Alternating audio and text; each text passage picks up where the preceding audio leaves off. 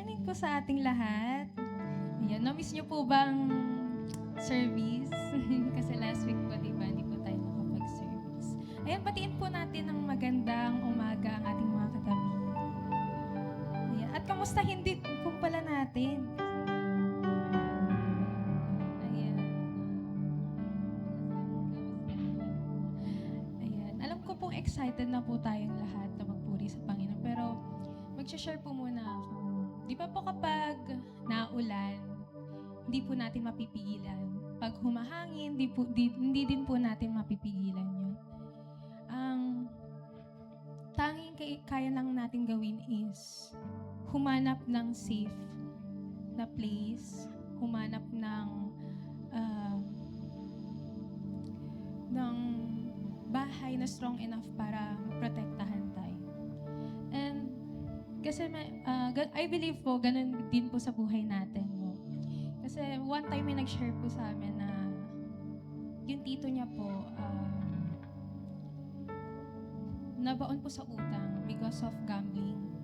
Ganyan. And hindi lang siya milyon, siguro umabot na rin ng bilyon. Ganyan. Pero dun po sa time na yun, sa sitwasyon niya ngayon,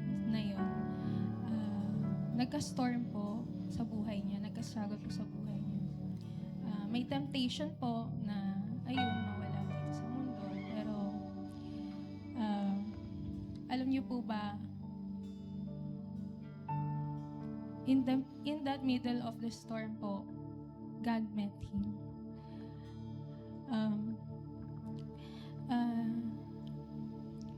Through God's grace po, no? Ngayon po, nagsiserve na siya as a pastor. And naka-inspire po yung kwento na yun, yung shinare niya story na yun. And ayun po, ganun din po tayo.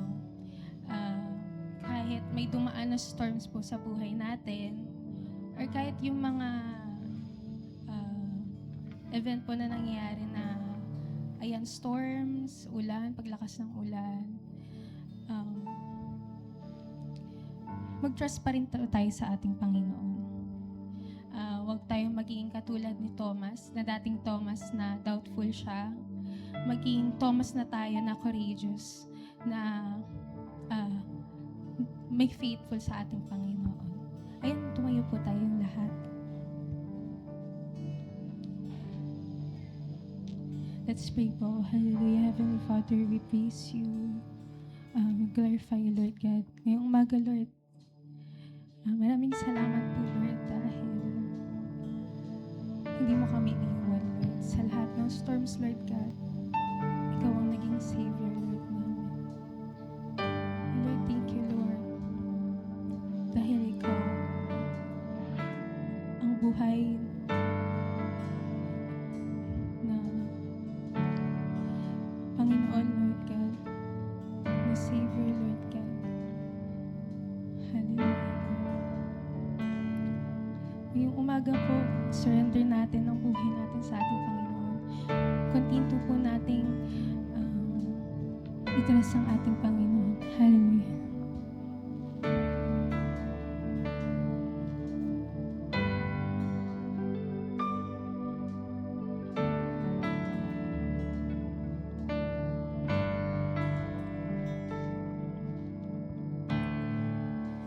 Worthy of every song we could ever sing,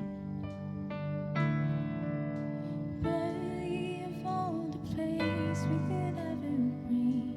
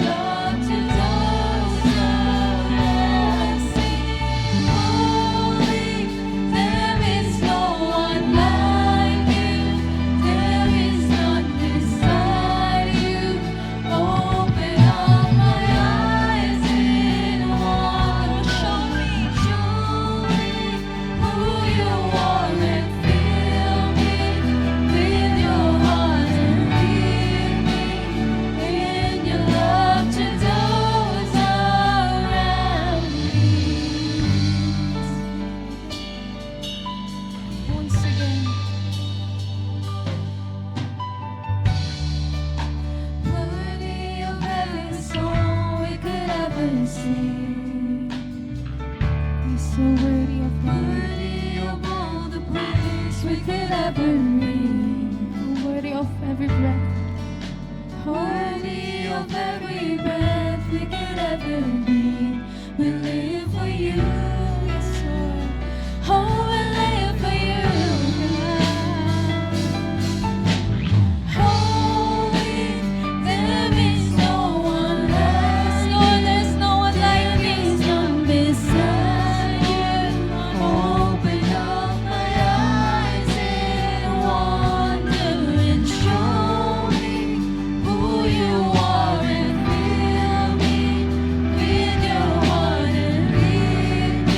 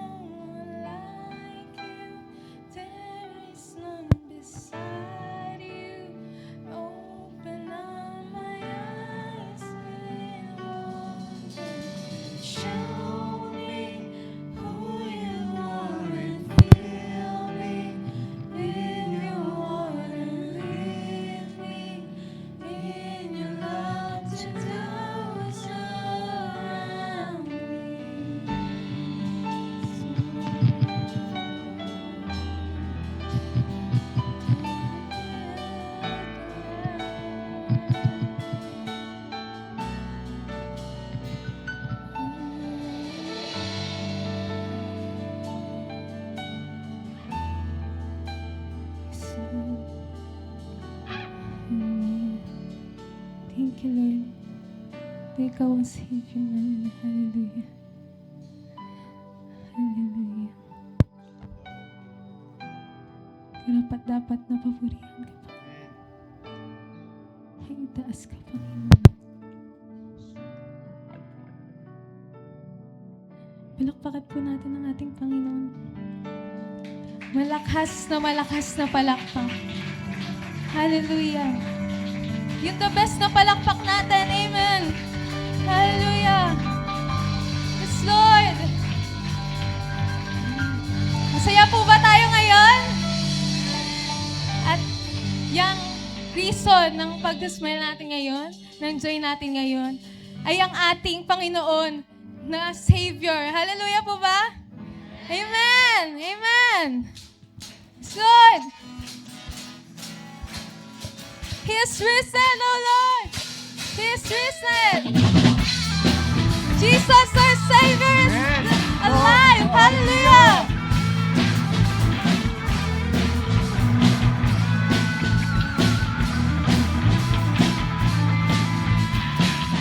I know He rescued my soul. His blood covered my sin. I believe.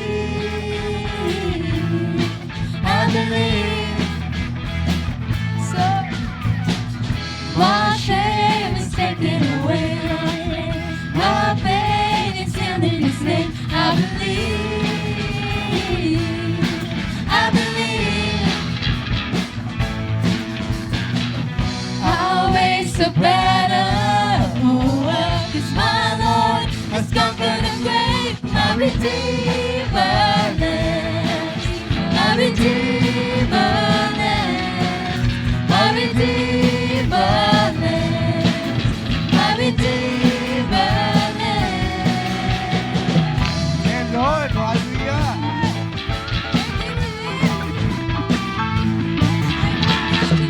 I know He rescued my soul.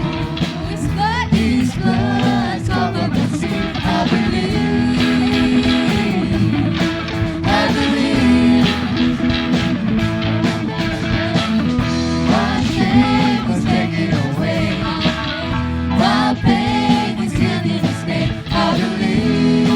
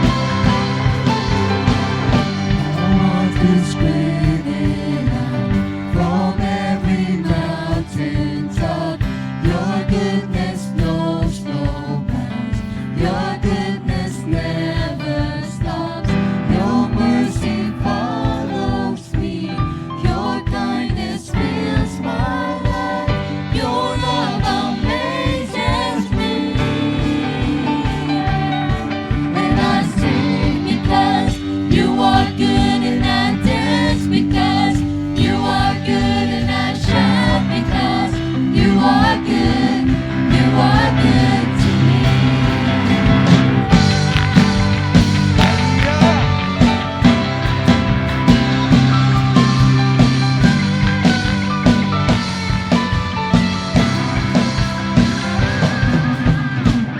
Perfect and no one comes anywhere close to you. The earth and oceans do only reflect this truth. And in my darkest night, you shine as bright as day. Your love amazes me.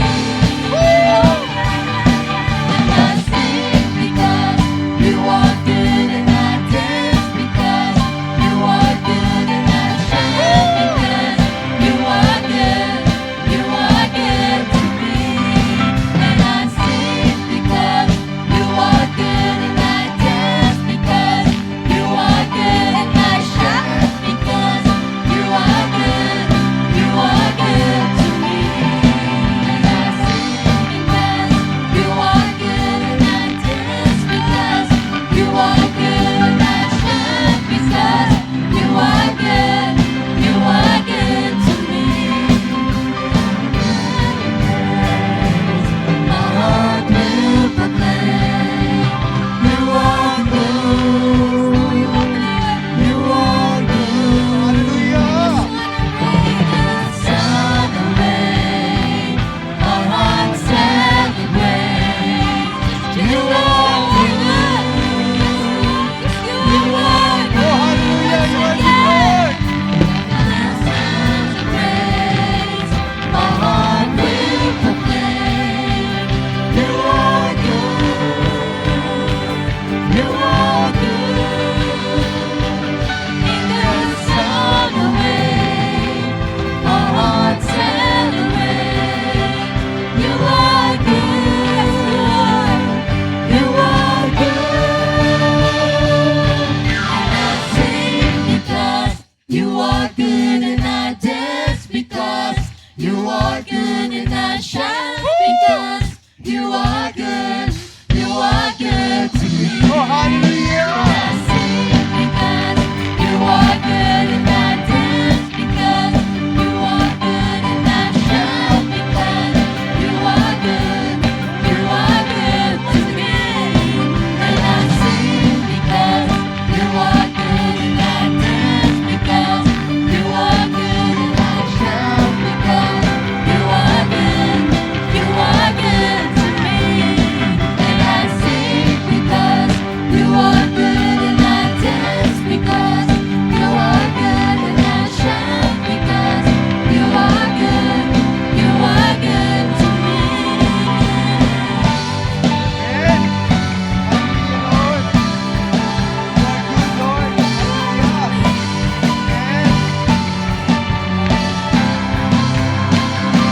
Hallelujah. Yes. Lapakan po natin ang ating Panginoon. Malakas na palakpak. All glory, honor, and praises, Lord. Sa'yo na lamang, Lord. Sa'yo lamang. Hallelujah. Makakaupo na po tayo.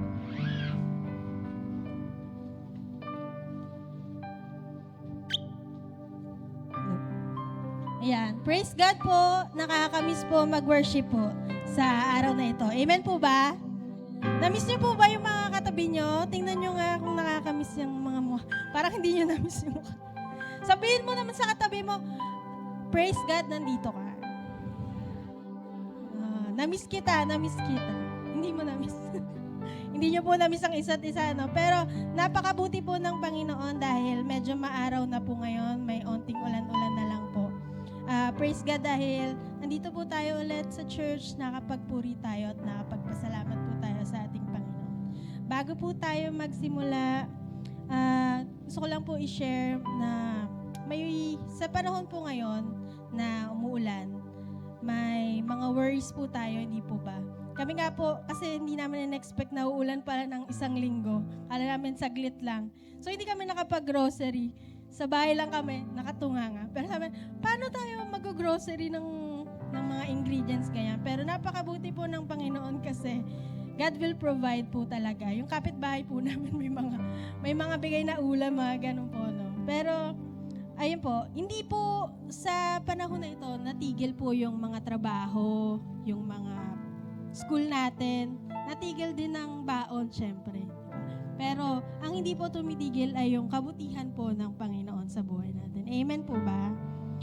Minsan po yung word na, yung phrase na God will provide, may mga times po na nami-misinterpret po ng maraming Christians po. Kasi yung God will provide, inisip po natin financially lang yan eh. Parang when we overcome yung mga circumstances, feeling natin, when we say God will provide, instantly sasagot ang Lord. Pero malalim po ang ibig sabihin ng God will provide. Marami pong ibig sabihin yun. God will provide not just financially or materially, pero God will provide us peace when we are nag-worry tayo too much. Hindi lang po yun. God will provide us comfort when we feel yung pain, yung anger natin sa mga kapitbahay natin, Ate Big na. God will provide assurance when we feel uncertain. Sabi nga po sa Philippians 4:19, "And my God will supply every needs of yours according to His riches in glory in Christ Jesus." Praise God po. Salamat po sa Panginoon na He will provide. Hindi lang sa needs natin financially, materially, pero sa lahat ng aspects ng buhay natin. Sa umagang pong ito, sa ating pagbibigay ng tithes, may we remember po na yung pagbibigay natin, it's an act of our worship sa Panginoon. Hindi po dahil binigay niya yung mga needs natin, pero dahil naniniwala tayo, yung Lord, yung magbibigay sa atin ng lahat ng pangangailangan natin. Amen po ba? Yan. Ngayon po, magbibigay po tayo ng ating tithes and ipagpe-pray po natin yung ating mga kaloob. Maaari na po kayo magbigay sa gitna.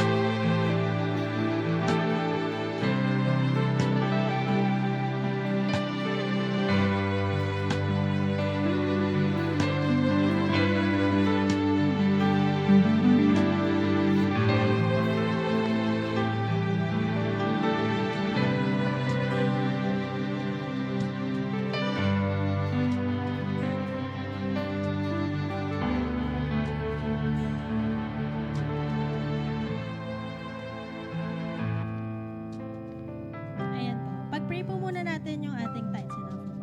Panginoon, maraming salamat po sa araw na ito, O Lord, sa kabutihan mo, Panginoon, na nandito kaming lahat ng mga anak mo.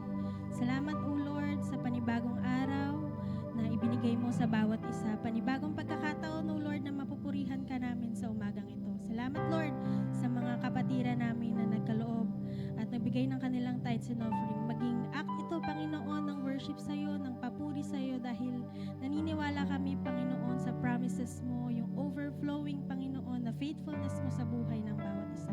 Magamit ito, Panginoon, sa kapurihan mo dito sa church, Panginoon, sa mga activities, Panginoon, na nilaan mo para sa church na ito. Muli, Panginoon, sa iyo namin binabalik lahat ng papuri, lahat ng glory, Panginoon, sa pangalan mo, Jesus. Amen. Para po sa ating announcement, birthday greetings po muna. Ang dami pong may birthday for the past few weeks. Pero babatiin po natin sila. Happy birthday kay Sister Nisi Gail Hempisao, August 10. Kay Ivan Fajardo, August 12. Kay Janus Briere, August 12. Kay Sister Marites Jose, August 13. At kay Sister Nadesh at Jensa, August 15. Happy birthday po sa lahat.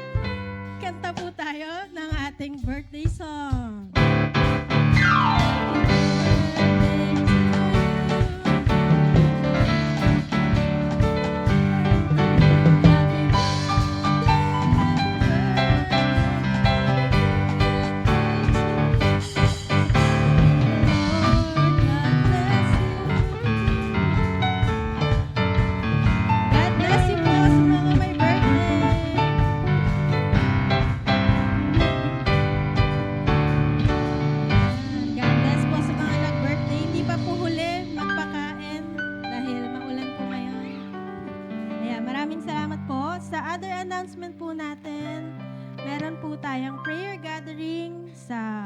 August 22 po, Saturday, 8 a.m. to 10 a.m. po yan.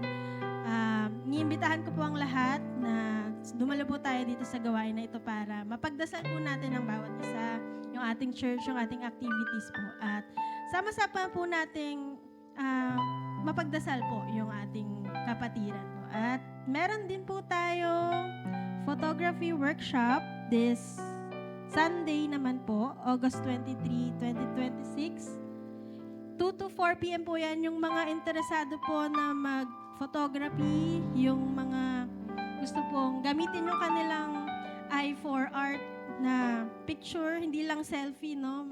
Magamit nyo naman sa iba yung inyong cameras na yan. Attend po tayo sa ating photography workshop. At meron pa pong additional announcement, yung sa Young Pro Fellowship po, wala po today. Bali, i-reschedule na lang daw po at ina-announce ng head org po. Ayan po. Maraming salamat po sa umagang ito. Ihanda na po natin ang ating puso, ang ating mga isip para makinig po ng kanyang salita na ihatid po sa atin ng ating lingkod na si Sister Emma Luz Hervasio.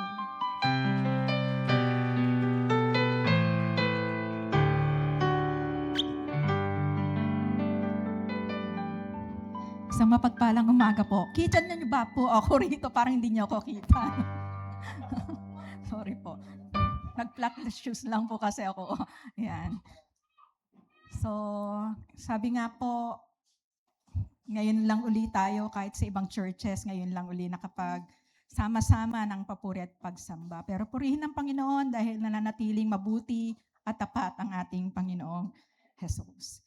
Naanyayahan ko po kayong tumayo sa umagang ito para pagbigay galang po sa pagbasa ng batayang talata na aking ibabahagi sa inyo. Ito po ay matatagpuan sa Deuteronomio chapter 6 verse 4 to 9. Ganito po ang sinasabi: Pakinggan mo, O Israel, si Yahweh na ating Diyos ang tanging Yahweh. Ibigin mo si Yahweh ng si Yahweh na iyong Diyos ng buong puso, buong kaluluwa at buong lakas. Ituro ninyo ang mga utos niya'y itanim ninyo sa inyong puso, ituro ninyo ito sa inyong mga anak. Pag-aralan ninyo ito sa inyong tahanan, sa inyong paglalakbay, sa inyong pagtulog sa gabi, at sa inyong pagbangon sa umaga. Ipulupot ninyo ito sa inyong mga kamay bilang tanda, itali sa inyong noo, isulat sa mga hamba ng pintuan ng inyong bahay at mga tarangkahan. Pagpalain po ng Panginoon ang kanyang banal na salita. Makakaupo na po ang bawat isa.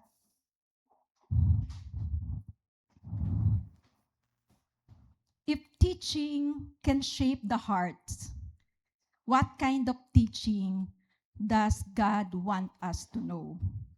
O kung ang mga turo ay maaaring humubog sa ating mga puso, anong uri ng turo ang nais ng Diyos na ating sundin? So sa ating pong pagbulay-bulayan sa umagang ito po ay mula sa salita ng Diyos, sa katulad ng binasa ko sa inyo sa kanyang salita sa Deuteronomio chapter 6 verse 4 to 9, teaching that shapes the heart. Pero bago po ako magpatuloy, hayaan yung may ikukwento muna ako sa inyo. Meron pong isang lalaki na bumisita sa isang pagawaan ng palayok. At nakita niya po doon sa pagbisita niya sa pagawaan ng palayok, ang isang magpapalayok na humuhulma ng putik. Hinuhubog niya po itong putik na umiikot sa gulong. At mabilis na umiikot ang putik habang marahang pinipisil ito at ginagabayan ng kamay ng magpapalayok. Maya-maya po, tumigil yung magpapalayok. At nagbuhos siya ng konting tubig doon sa putik. Dahil kung wala pong tubig, tumitigas po yung putik, nagkakaroon ng mga crack-crack, at nagiging mahirap itong hubugin. Ngunit nang nilagyan niya po ito ng tubig, ng konting tubig, ito po ay lumambot, nagawa ng magpapalayok na gawing isang magandang sisidlan, yung putik na ito o yung clay. So habang pinapanood po ito ng lalaki, naisip niya kung paano gumagana ang pagtuturo sa isang buhay ng isang tao. How teaching works in our lives. ang ating mga puso po ay parang mga clay o mga putik. At ang mga pagtuturo, especially ito po yung salita ng Diyos, ay parang tubig naman po at mga kamay ng magpapalayo. Ito po ang nagpapalambot sa atin, ito po ang nagtutuwid sa buhay natin, at ito po rin yung humuhubog sa atin upang maging kung ano ang nais ng Diyos na maging tayo. Kapag walang tamang turo, ang puso ng tao ay nagiging matigas. Nagiging matigas din po yung mga ulo natin, nagiging mga pasaway tayo. At nawawala yung tamang hugis. Ngunit kapag hinayaan po natin turuan tayo ng salita ng Diyos, nagsisimula tayong baguhin ng katotohanan ng sinasabi ng salita ng Diyos. Baguhin yung ating mga ugali, baguhin yung mga desisyon na ginagawa natin sa ating mga buhay, yung mga hangarin na meron po ang bawat isa sa atin. So teaching is powerful because it shapes the heart, mind, and life of the next generation. And teaching is not just about filling the mind with information. It is about forming the heart. At kapag ang ating puso po ay hinubog ng mga turo ng katotohanan mula dito po sa salita ng Diyos, ang ating buhay ay nagsisimulang magpakita ng karakter ni Kristo o yung Christ-likeness po. Ang background context po ng binasa ko sa inyong mga talata mula sa Deuteronomio, dito po ay nakatala o nakasulat ang mga tagubilin po ni Moises sa mga Israelita bago sila pumasok doon sa lupang pangako. At ang purpose po of writing the book of the Deuteronomy is to remind the people of what God had done and encouragement to rededicate their lives sa ating Panginoon. Ang verses 4 to 9 of the Deuteronomy 6 is often said to be central theme ng buong aklat nito. And ayon po sa Life Application Study Bible, it sets pattern that helps us relate the Word of God to our daily lives. So ipinapakita po ng Diyos na ang tunay na pagtuturo ay nagsisimula sa puso at dumadaloy sa pang-araw-araw nating pamumuhay. Ngayong umaga po ay makikita natin kung paano hinuhubog ng mga katuruan mula dito sa salita ng Diyos ang ating napapakinggan, na ating nababasa, ang kalagayan ng ating mga puso at sa huli po, yung direksyon ng buhay na meron ng bawat isa sa atin. Hayaan niyo po na daling ko kayo sa mensahe ng buhay sa pamamagitan ng isang katanungang ito, kung ang mga turo ay maaaring humubog sa ating mga puso, anong uri ng katuruan ang nais ng Diyos na ating sundin? 3 bagay lang po. God's teachings that shape the heart. Una, sabi po, to love God and His commandments. Sabi sa verse 5-6, ibigin mo si Yahweh na iyong Diyos ng buong puso, buong kaluluwa, at buong lakas. Ang mga utos niya ay itanim ninyo sa inyong puso. Binigyan highlight ko po yung salita, ang mga phrases dyan na ibigin mo si Yahweh na iyong Diyos at ang mga utos niya ay itanim ninyo sa inyong puso. So, sa umagang ito, tatanungin ko po kayo, mahal mo ba ang Diyos? Amen. So marami sa inyo nag-amen, di po ba? Marahil lahat po tayo talaga, pag tinanong tayo, mahal mo ba si Jesus? Mahal mo ba ang Diyos? Ay sasagot agad, oo, mahal ko ang Diyos. Ngunit kung atin po itong iisipin, ay hindi po ito ganong kasimple lamang. Maaring hindi ito kasing simple nang iniisip natin na pagsabi na mahal ko ang Diyos. Napakadaling sabihin po na mahal natin si Jesus, mahal natin ang Diyos. Kahit nga po dyan sa inyong kinauupuan, ay pwede niyong sabihin na mahal nyo ang ating Diyos. At yun naman po talaga yung dapat, na mahalin natin ang Diyos sapagkat ito yung tunay na nais niya. At ito po yung sinasabi ng salita ng Diyos, na mahalin natin siya. Ngunit, ano po ba yung ibig o tunay na ibig sabihin na mahalin ng Diyos? Sapat na ba o sapat lang ba ang simpleng pagsabi na mahal ko? Mahal kita, Panginoon. Mahal kita, Jesus. Sapat na ba ang pagkakaroon lamang ng damdamin ng pagmamahal pag sinasabi natin mga katagang ito? O may higit pa bang nais ang Diyos mula sa atin? Maraming tao po, siguro sasabihin ko na marami rin po sa atin nagsasabi, mahal natin ang Diyos at pinapahayag po natin to sa ating mga salita. Ngunit, ang tanong po, mahal ba't natin ang Diyos ng tunay upang ipakita ang pag-ibig na yon sa paraang inuutos ng Panginoon sa bawat isa sa atin? Naiintindihan po ba talaga natin kung ano ang ibig sabihin na mahalin ng Diyos? Maaring yung iba sa inyo nakapag-isip ngayon o nagulat. Lalo na po sa mga karamihan dito na matagal nang mananampalataya kay Kristo. Ngunit maraming nagpapakilalang Kristiyano po at mananampalataya. Mananampalataya sila ang hindi nagmamahal sa Diyos ayon sa kanyang sariling kahulugan ng pag-ibig. Sabi po sa verse 5, ibigin mo si Yahweh ng iyong buong puso, buong kaluluwa, at buong lakas.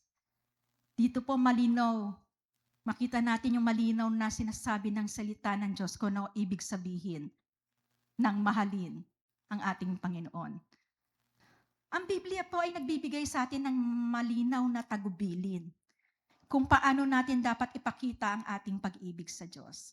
Sa maang palad po, marami po ngayon dito sa mundo ang hindi na pinapansin ang kanyang salita. And let us check ourselves. Baka po isa tayo rito. Dahil sa kabisihan, dahil wala tayong intensyon talaga na pagbulay-bulayan, basahin, isabuhay ang salita ng Diyos, o talagang ayaw natin sa salita ng Diyos. Kaya ang tanong ko po uli sa inyo sa umagang ito, ano nga ba ang tunay na kahulugan ng pag-ibig sa Diyos? Ang pag-ibig ng isang Kristiyano o mananampalataya po kay Kristo, ito po yung nagtutulak sa atin upang sundin ang kanyang mga utos. Hindi po natin dapat isipin na yung mga utos ng Diyos ay parang, di ba po yung mga estudyante rito, pag may bag sila, yung mabigat dahil andun yung notebook, andun yung maraming libro, parang bigat na bigat kahit sa mga murang edad lang, mga grade 1, grade 2, parang makukuban na yung mga bata sa bigat ng kanilang mga bags. Bakit ko po nasabi yung illustration na yon? Kasi dapat po hindi natin isipin ang mga utos ng Diyos na parang mabigat na bag sa ating likod, na pumipigil sa atin na gawin ang lahat ng gusto natin. Hindi po. Para sa ating mananampalataya, ang mga utos ng Diyos ay dapat isang bagay na maging pribileyo sa bawat isa sa atin na ating gawin. Hindi po isang responsibilidad, hindi po isang pabigat yung mga pinagagawa ng Diyos na nakasaad dito sa kanyang salita. Bakit po? Bakit ko nasabi yun? Dahil kung mahal mo si Jesus, ang pag-ibig mo kay Kristo, o ang pag-ibig kay Kristo, ang magsisilbing itong parang makina na magtutulak sa'yo, na iyong hangarin na sundin at gawin ang kanyang mga utos. Lahat po tayo ay makasalanan. Amen po ba? Sino pang magsasabi rito na hindi siya makasalanan? Kasi sabi sa Roma 3:10, walang matuwid, wala, kahit isa. And Roma 3:23, ang lahat nga ay nagkasala at hindi umabot sa kaluwalhatian ng Diyos. Ngunit, kahit tayo po ay makasalanan, ikaw at ako ay maaring sumunod pa rin sa mga utos ng Diyos. Hindi po tayo perpekto, Sabi nga, nobody's perfect. Tanging ang Panginoon lang po natin ang perpekto. Ngunit sa biyaya at tulong po ng ating Panginoong Diyos, ang patuloy na pagbabago sa buhay natin at unti-unting paglago sa kabanalan, ito po ay dapat maging bunga ng pag-ibig natin sa ating Panginoon. Yung pagsunod natin sa mga pinapagawa ng Panginoon, ito yung dapat maging bunga.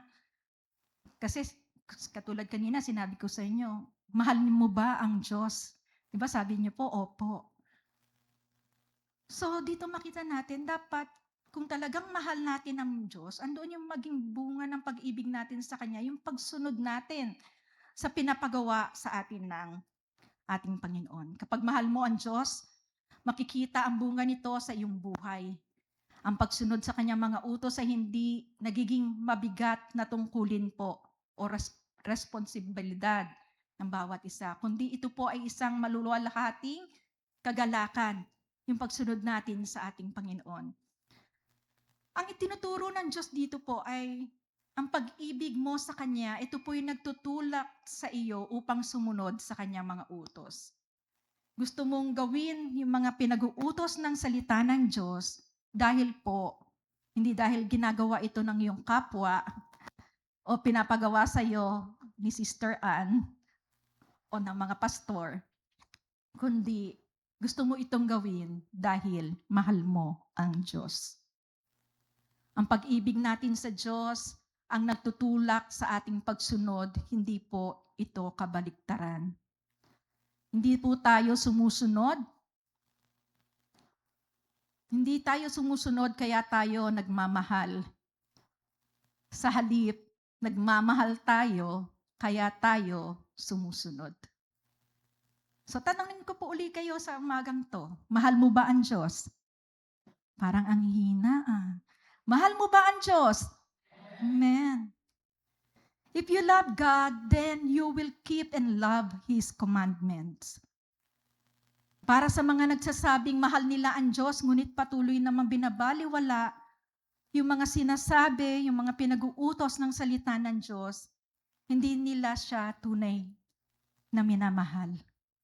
Hindi sa paraang may tunay na halaga. Ang ganitong uri po ng pag-ibig ay hollow.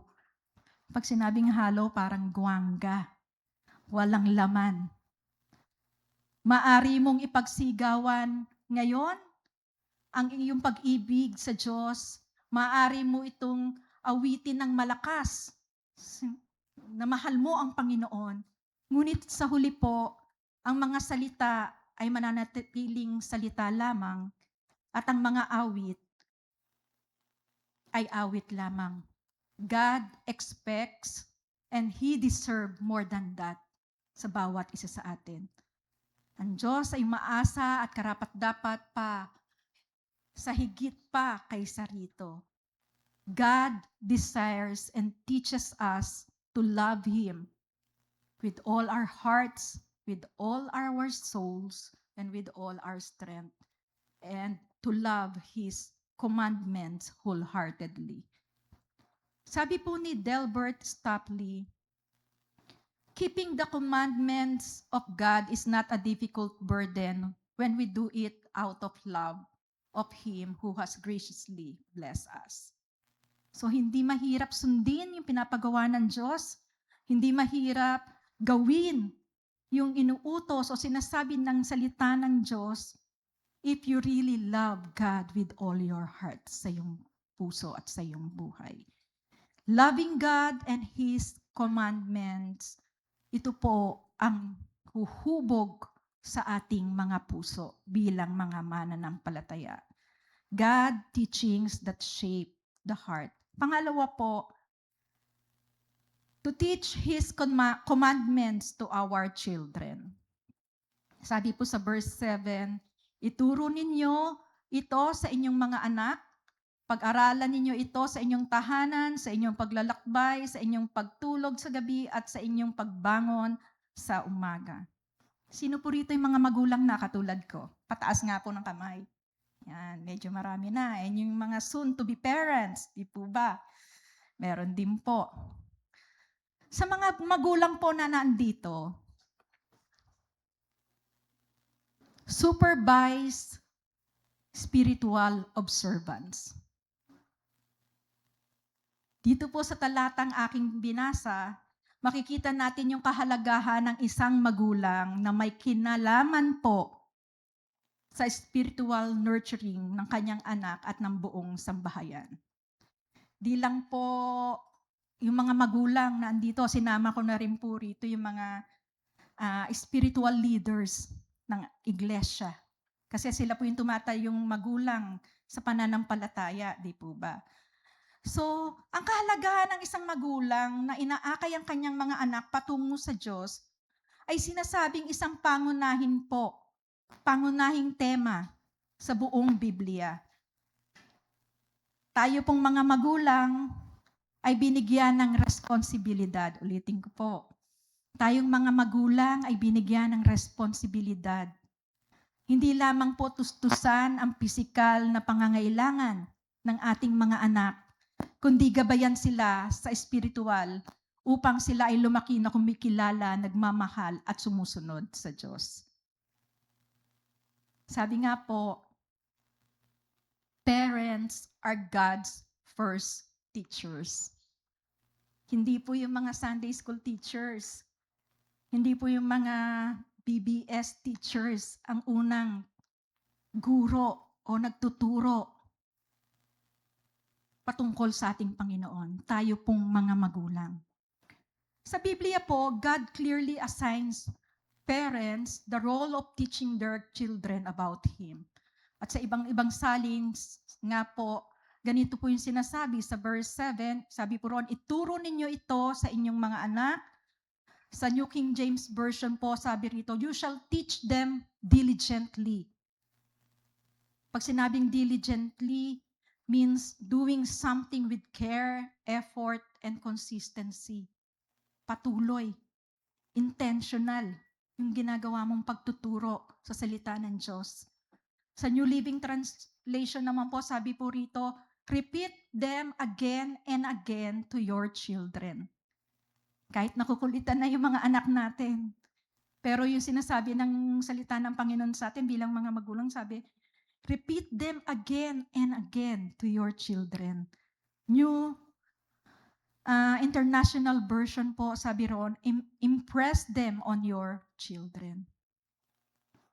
Karaniwan po ang unang pagkaunawa ng mga bata tungkol sa Diyos ay nagmumula po sa ating mga magulang. Kapag po ang magulang ay nananalangin, nakikita tayo ng anak natin na nananalangin, nagbabasa ng salita ng Diyos, nagsasalita tungkol sa Diyos, nagsisimulang makita ng ating mga anak ang pananampalataya ay isang likas na bahagi ng ating buhay.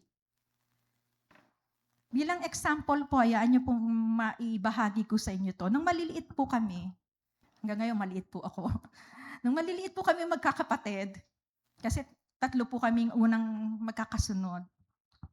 So, nung 3 po kaming unang magkakasunod na magkakapatid, pag pinapakain po kami ng nanay namin, sabay-sabay. And before po isubo ng nanay ko yung kutsara na may lamang pagkain, sasabihin niya sa amin, mag-pray muna. Sabihin niyo, thank you, Jesus. Amen. Thank you, Jesus. Amen. A simple praise of prayer. Kung iisipin po natin at maririnig natin. Pero ito po yung humubog sa amin na magkaroon ng mapagpasalamat na puso sa biyaya ng Diyos na aming natatanggap sa murang edad na yon. At hanggang ngayon po, dala-dala po namin yon. Itinuturo namin sa naituro na namin sa aming mga anak. And one more thing po, pag uma-attend po kami ng Sunday school, since lumaki po ako sa isang Christian family, pag uma-attend po kami ng Sunday school, pag hindi po pala kami naka-attend ng Sunday school, pag araw ng linggo, bawal po kaming lumabas ng bahay. Kahit po pupunta ka lang ng tindahan, since hindi ka umattend, diyan ka lang sa loob ng bahay. Ganun po yung prinsipyo na gawa sa amin ng aking nanay. Kahit sa pag-attend ng worship service, pag hindi ka umattend, bawal kang umalis. Hindi ka nga naka-attend ng worship service, hindi ka nga naka-attend ng Sunday school, bakit lalabas ka ng bahay? Tama nga naman, di po ba? Pero pag sa murang edad kasi, malaking question mark yun sa bata eh. Bakit ba ako pinagbabawalan ng nanay ko? Bakit ang higpit naman ng nanay ko? Ang higpit niya. Nung time na yon, hindi namin naiintindihan yung mga bagay na yon. Pero ngayon, naintindihan namin yung kahalagahan ng pinagawa sa amin ng aming magulang noon. Akala po kasi natin, pag nasa mga murang edad tayo, sa kabataan tayo, pag pinupush tayo ng magulang natin sa church, sa pag-attend ng mga gawain, parang ang corny naman ng nanay kong to. Ano ba to? Ano ba makukuha ko pag umattend ako rito? Di po ba? Magkikita kami ng mga barkada ko eh. So, minsan sa mga isipan ng mga teenager, mga youth, mga bata, akala nila pinagbabawalan lang sila ng kanilang magulang o akala nila iba yung iniisip nila sa pamamaraang ito na pinapakita sa kanila, pinapagawa sa kanila ng mga magulang.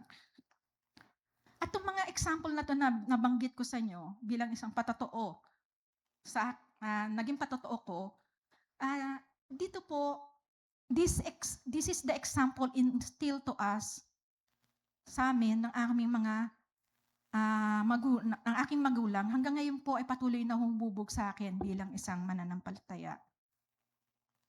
So, tandaan po natin mga magulang, mga nanay at tatay na nandito. Ang mga pasimulang turo mula sa salita ng Diyos at patungkol kay Jesus, ito po ang magbibigay ng spiritual direction that shapes a child's future. It shapes the child's heart and character.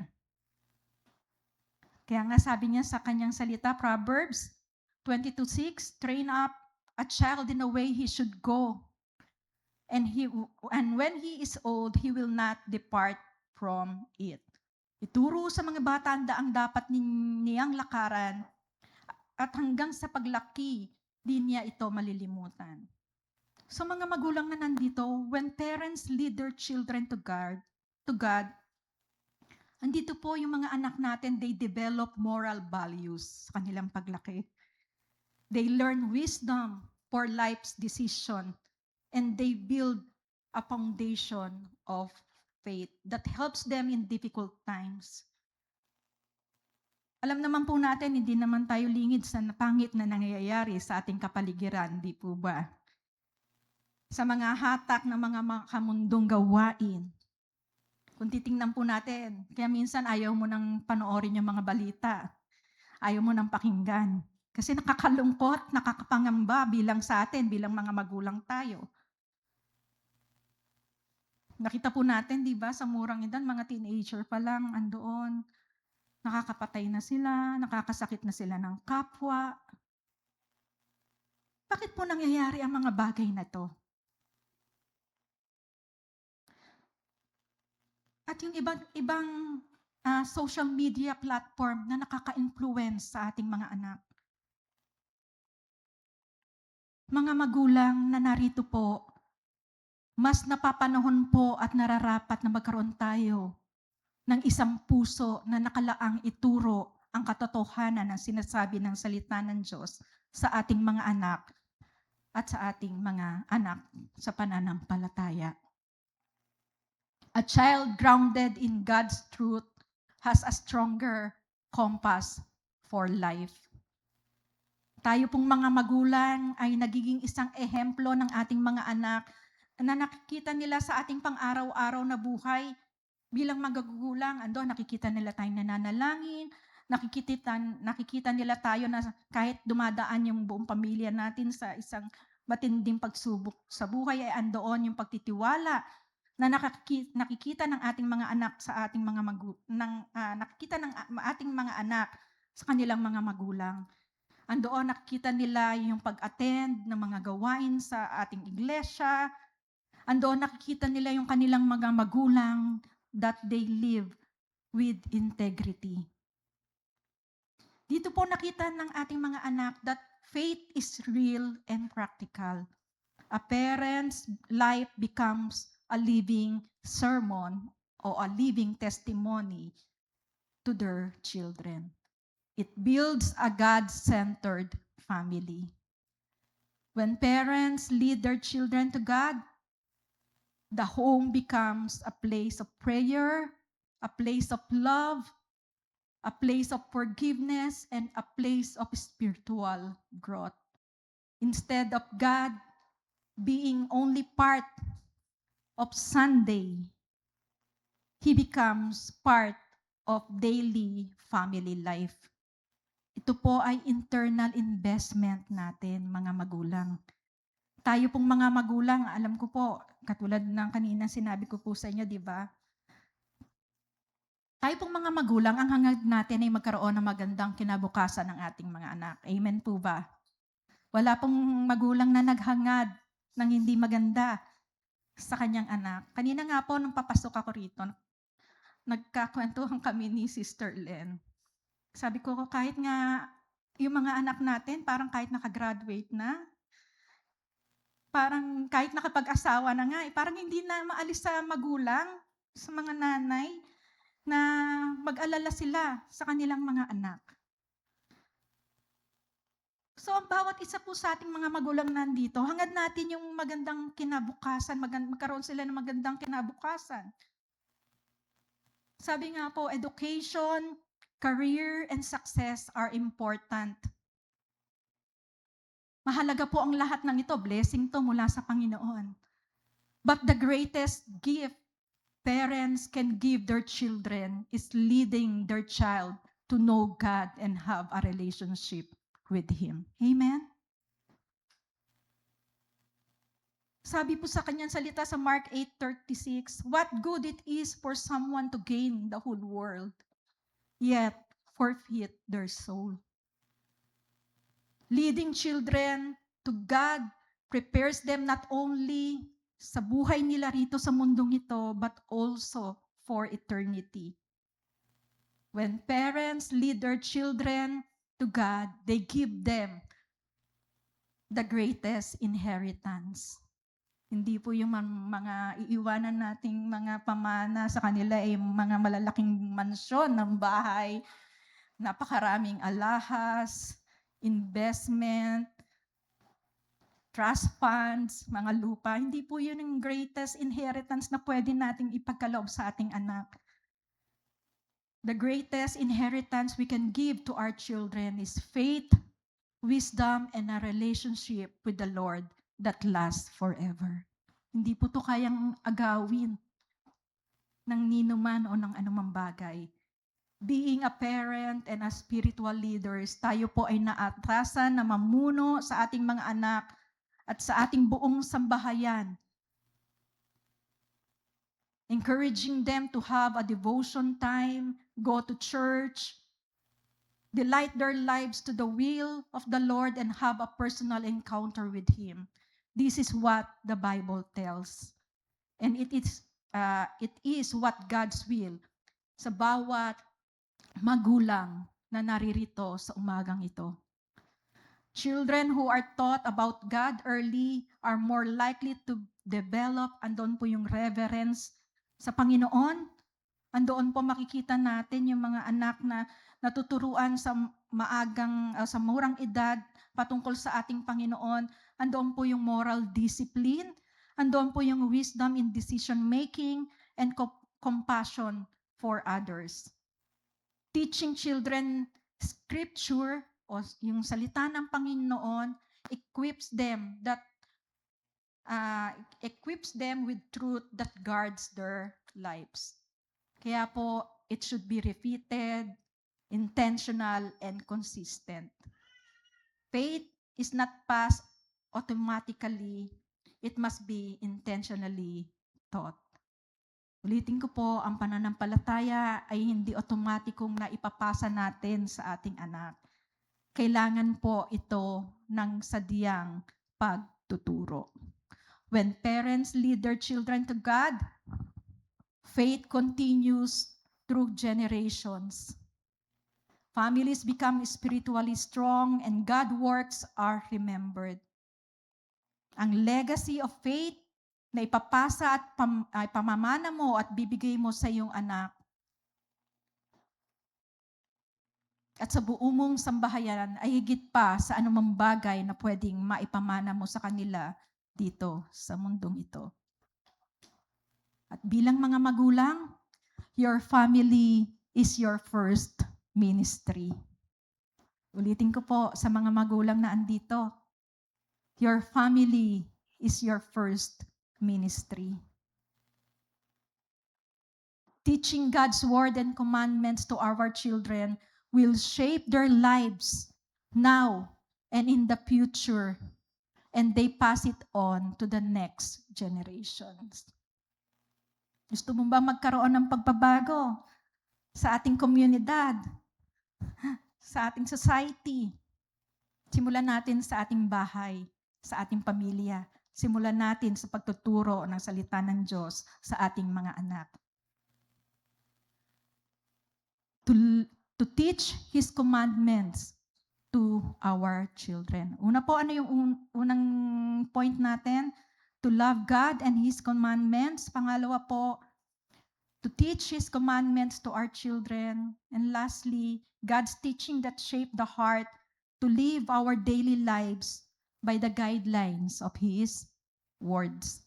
Sabi po sa verse 7, ituro ninyo ito sa inyong mga anak, pag-aralan ninyo ito sa inyong tahanan, sa inyong paglalakbay, sa inyong pagtulog sa gabi, at sa inyong pagbangon sa umaga. God's word is lived out in everyday life. Ang pananampalataya po, hindi po ito natuturo lamang sa mga religious gatherings. Like Bible study, prayer gathering, worship service. Hindi lang po rito natuturo ang patungkol sa pananampalataya. It should live out in our daily life. It is taught in ordinary daily moments. Sabi po dyan, di ba, pag-aralan mo ito sa inyong tahanan. Isabuhay ang salita ng Diyos sa araw-araw. Ang salita po ng Diyos ay dapat na maging bahagi natin sa pang-araw-araw nating buhay.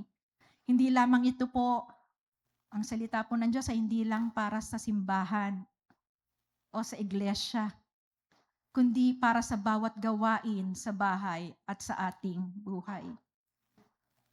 Paano po yun? Sabi, pag-aralan mo ito sa iyong tahanan, isabuhay ang salita ng Diyos araw-araw. Ibig sabihin po noon, sa bawat desisyon at gawain na ating gagawin, ay lagi natin itong iugnay at idepende sa prinsipyo ng sinasabi ng salita ng Diyos. Makita sa ating mga kilos at pananalita ang pagsunod sa ating Panginoon. Kaya nga sabi sa kanyang salita, 1 Corinthians 10:31, whatever you do, do it for the glory of God. Pag-aralan ninyo ito sa inyong tahanan. Isabuhay nyo sa araw-araw. Sabi pa po dyan, sa inyong paglalakbay, dalhin ang salita ng Diyos saan ka man naroon. Ang pananampalataya po ay hindi limitado lamang sa isang lugar. Ang salita ng Diyos po ay gabay sa trabaho, paaralan at pakikisalamuha sa ating kapwa. Yung pananampalataya po natin o yung salita ng Diyos, hindi lang po ito para sa every worship service o every may discipleship. Kundi po sinasabi rito, dalhin ninyo ito saan man kayo pumunta. Hindi po nalilimitahan ang salita ng Diyos sa isang lugar lamang. Ipakita po natin ang integridad at kabanalan kahit nasa labas tayo ng ating iglesia. Hindi lang, baka po pag Sunday, doon lang po tayo holy. Alam niyo po ba yon? Kasi usually ganoon. Pag Sunday, sisimba ako. Sunday. So, since sisimba ako pag Sunday, Sunday lang ako magiging banal. Magiging holy. Hindi ako gagawa ng kasalanan. Hindi ako makikipag-compromise sa gawain ng makamundong ito. Dahil Sunday, sisimba ako.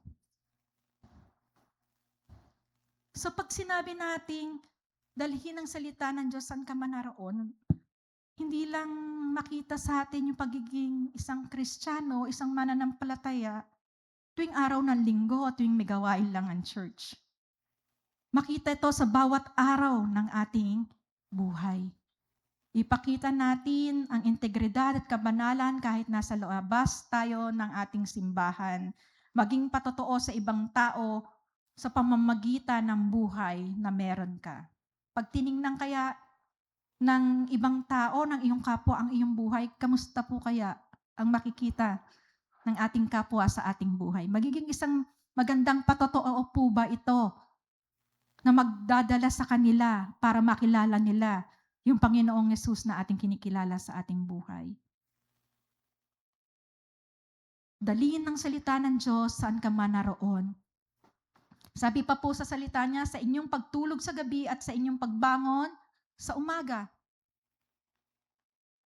Ibig sabihin po nito, isabuhay ang salita ng Diyos mula umaga hanggang gabi. Ang pagsunod sa Diyos ay patuloy na pamumuhay. Andoon po yung consistency. Ito po ay ongoing. Hindi po paminsan-minsan lamang.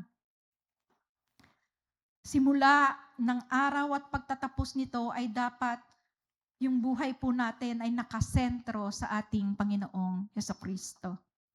Ang tunay na layunin ng salita ng Diyos ay baguhin ang ating pamumuhay araw-araw. At kapag ito po ay ating itinuro, pinagnilay-nilayan at isinabuhay, ang ating buhay at ang ating pamilya ay magiging isang matubay sa pananampalataya. Ang salita ng Diyos ay hindi lamang po dapat marinig. Ulitin ko po. Ang salita ng Diyos ay hindi lamang dapat marinig, kundi isabuhay sa bawat araw ng ating buhay. Alam ko, familiar kayo rito sa praise na to. Walk the talk. Baka sabi ka ng sabi ng mga verses sa Bible, pero hindi naman nakikita sa buhay mo. Yung sinasabi mong salita ng Diyos. So walk the talk. Practice what you preach. Yung binabasa natin, yung mga pinagbubulayan nating salita ng Diyos, isabuhay po natin ito. Makita ito sa ating mga buhay. Ang tagumpay ng salita ng Diyos sa ating buhay ay mahigpit na nakaugnay sa kung paano natin isinasabuhay ang mga katotohanan na sinasabi ng salita ng Panginoon. Paano hinuhubog ng Diyos ang puso natin?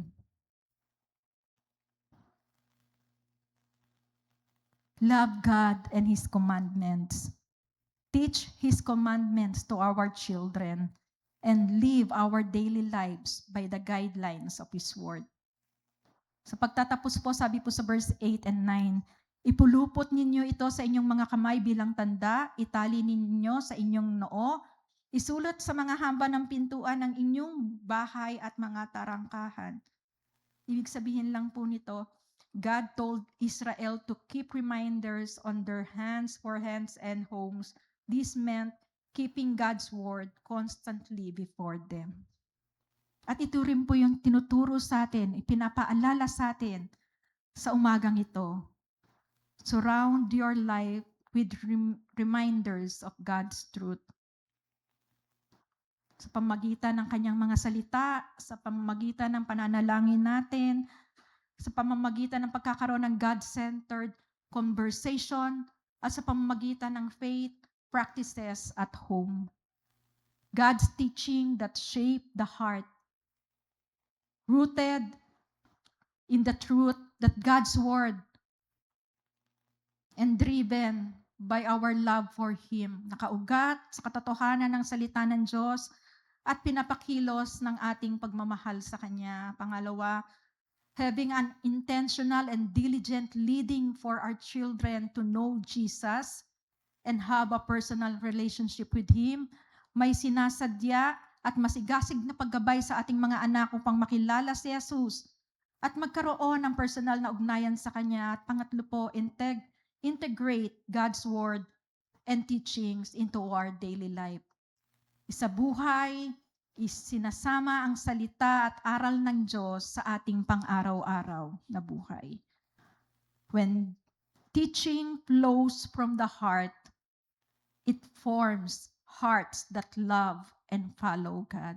Ulitin ko po. When teaching flows from the heart, it forms heart that love and follow God. Ang salita po ng Diyos, hindi po to sabi-sabi lamang. God's word is not only a hearsay.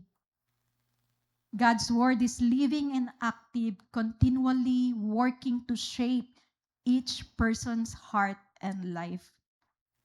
Kaya po sa umagang ito, nahamon ko po ang bawat isa sa inyo. Be deeply rooted in God's word.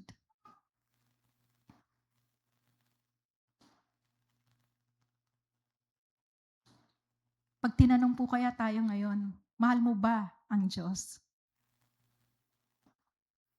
When you love God, you will love and keep His commandments. At sa ating mga magulang, paalala po, patuloy nating hubugin ang ating mga anak ng naaayon sa salita ng Diyos. Parents are God's first teachers, and your ministry as a parents ay yung first ministry mo bilang mga magulang ay ang iyong pamilya. At patuloy nawa bilang mga Kristiyano, bilang mga mananampalataya kay Kristo, patuloy nawa na makita sa buhay natin na hindi lang natin binabasa, hindi lang natin sinasabi ang salita ng Diyos, kundi ang salita ng Diyos ay buhay na nakikita sa ating mga buhay. Isinasabuhay po natin ito. Saan man tayo naroon, wala man tayo sa loob ng simbahan, ng church, nasa paaralan ka man, nasa trabaho ka man, o nasa ka man lugar, makita sa buhay mo yung Kristo na iyong tinanggap bilang sariling Panginoon at tagapagligtas. Hihilingin ko pong basahin natin to ng sabay-sabay. Itong nandito po sa PowerPoint. Sabay-sabay po natin basahin. 1, 2, 3. Mga turo ng Diyos, ating isabuhay, na siyang huhubog sa ating puso tungo sa malalim na paglago sa pagkakilala sa ating Panginoong Jesus. Be rooted, deeply rooted in God's Word. Teachings that shapes the heart. Nawa po naging pagpapala, naging kalakasan, naging challenge sa bawat isa sa atin ang mensaheng ito ng buhay na hayag sa umagang ito. Inaanyaya ko po kayong tumayo.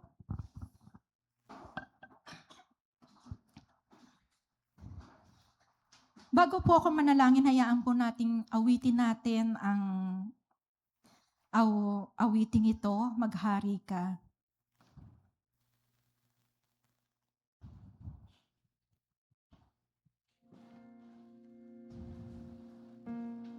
Hayaan po natin na mangusap sa atin yung mensahe o yung mga liriko ng awiting ito. Paano tayo magkakaroon ng isang teachable heart? Nang bibigay ng glory sa ating Panginoon. Magiging teachable lang po yung puso natin, yung buhay natin. Pag hinayaan natin na ang ating puso at buhay ay ang maghari ay ang ating Panginoong Jesucristo. Sabay-sabay po nating awitin. Nagnumbalik sa iyong paglinaw, dinadalangin ang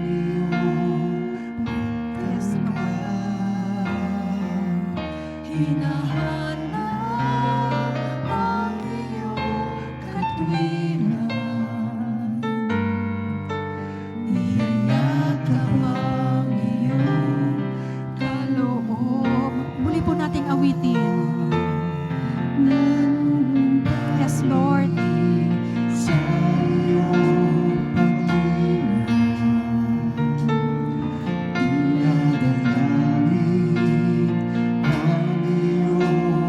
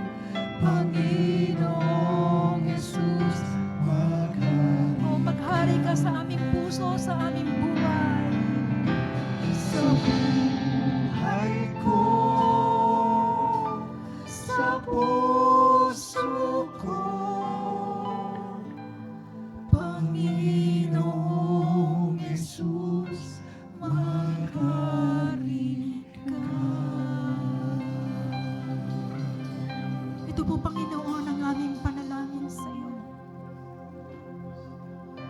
Naninikluhod po kami sa trono ng iyong biyaya sa umagang ito.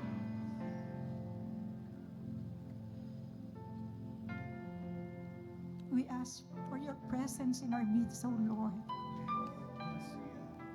We open our hearts to you. We open our spirit to you, Lord God. Maghari ka sa buhay namin. Maghari ka sa bawat pamilyang nandito sa iglesia nito. Maghari ka, Panginoon, sa iglesia nito.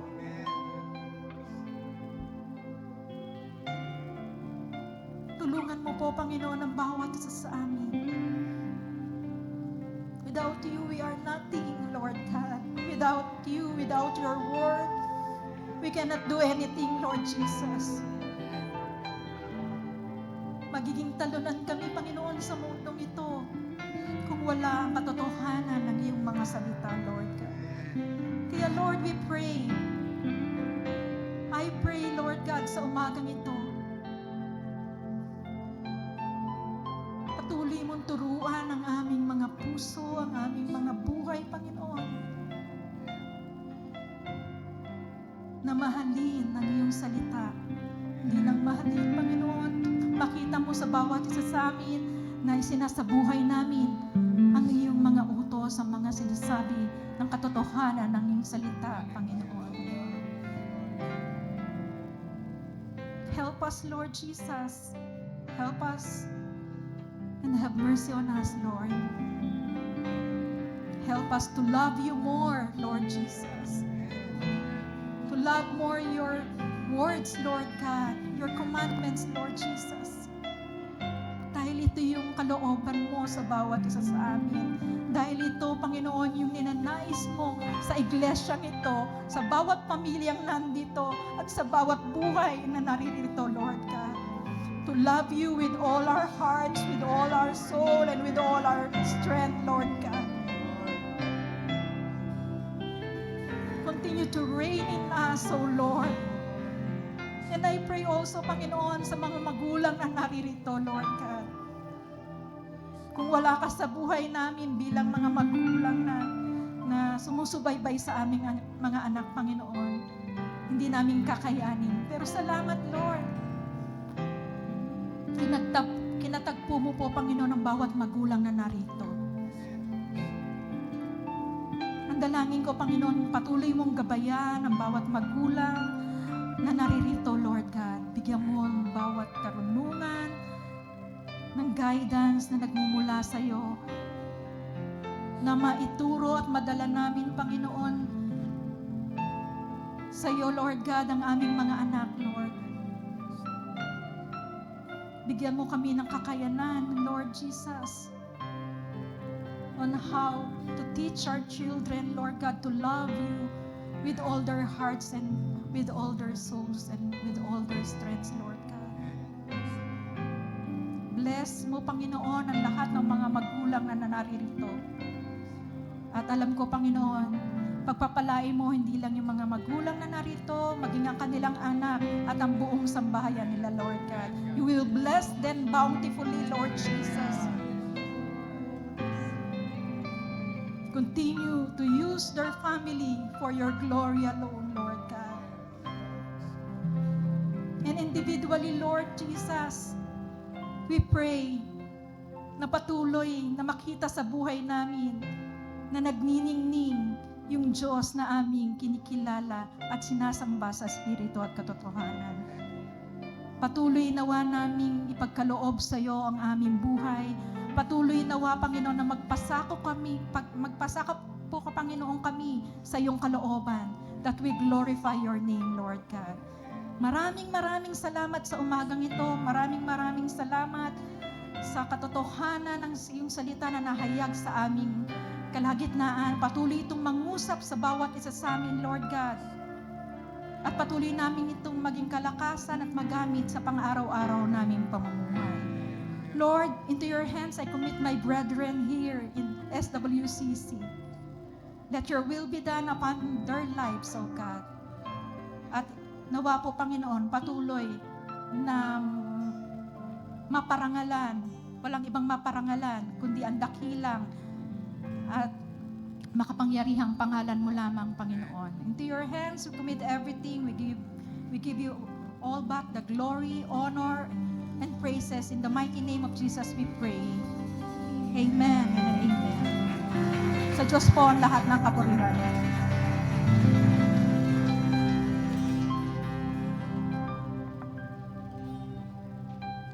Salamat po, Sister M, sa mabiyayang salita ng Panginoon na ating narinig ngayong umaga na to. Nawa pagpalain ka pa po ng Diyos at magamit ka pa niya sa kanyang bahay-sambahan sa pagkahayag ng katotohanan at kabutihan ng Diyos sa buhay ng bawat isa. So, palakpakan po natin ng Diyos sa buhay ni Sister M. At mamaya, kamayan po natin siya at i-bless din natin ang kanyang buhay. Muli, happy birthday po sa mga nagdaos ng mga kanilang mga kaarawan. Salamat po sa lahat ng nakadalo at nakasama sa ating gawain ngayong umaga na to. Salamat din po sa mga nanood kasama namin online. Alam kong napagpala tayong lahat sa kanyang salita at tayo po ay mapalad dahil mabiyaya ang Diyos. Sinamahan niya tayo simula sa ating discipleship kaninang umaga pa hanggang sa pagtatapos ng ating gawain na to. At wala pong ibang dapat lang na parangalan sa ating kalagitnaan, kundi ang ating Panginoong Diyos. Kaya mga kapatid, sa atin pong paghayo sa umaga na to, mula sa lugar ng ating bahay-sambahan, nawang manatili po sa ating mga puso ang paalala ng Panginoon sa kanyang salita. Kagaya ng narinig natin, nawa ang puso natin ay manatiling nagmamahal sa Kanya, sa iisang Diyos. At ialay natin ang ating buong lakas, buong kaluluwa, buong puso sa Kanya. At nawapagpalain ng Diyos ang ating puso na sumunod sa kanyang mga salita, sa kanyang mga panuntunan at mga utos. At nawabigyan niya tayo ng kalakasan and encourage sa buhay natin na ipasa sa mga anak at sa mga susunod na henerasyon ang salita na ating narinig ngayon sa umaga na to. Kaya po, sa ating paghayo at pag-alis sa lugar na ito, at sa ating pamumuhay sa araw-araw, sa ating mga tahanan, trabaho at paaralan at komunidad, nawa ang salita ng Diyos ang maging gabay ng ating mga isip, salita at gawa, at huwag nating kalimutan ang kanyang kabutihan at katapatan, kundi patuloy siyang parangalan sa lahat ng ating ginagawa. Sumainyo ang biyaya ng Diyos Ama, ang pag-ibig ng ating Panginoong Hesukristo at ang patnubay ng Espiritu Santo ngayon at magpakailanman. Amen. Bigay po natin ang lahat ng papuri at pagsamba sa ating Panginoon. Narito po ang worship team para pangunahan tayo sa pag-awitan. Ayan, truly nga, God is good all the time. Bago pa tayo